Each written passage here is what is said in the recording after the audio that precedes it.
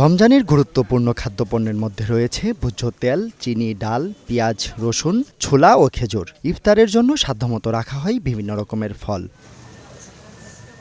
রমজান উপলক্ষে স্বভাবতই বেড়েছে এসব পণ্যের চাহিদা।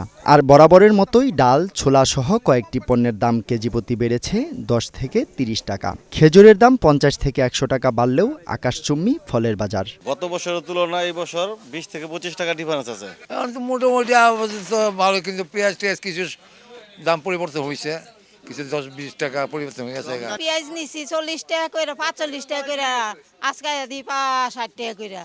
বিক্রেতাদের দাবি, গত বছরের চেয়ে তুলনামূলক স্বাভাবিক আছে রমজানের গুরুত্বপূর্ণ খাদ্যপণ্যের দাম। কয়েকটি পণ্যে কিছুটা দাম বাড়ার কথাও জানান তারা। তবে মোরগজাত পণ্যের দাম নিয়ে আছে অস্বস্তি।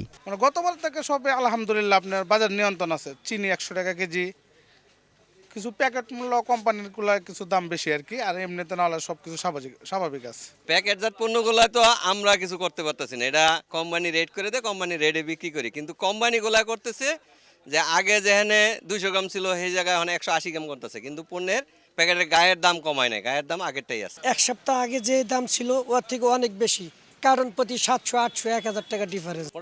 আগে বেচতাম 1200, 1300, 1400 বেচতাম, এখন 1700, 1800।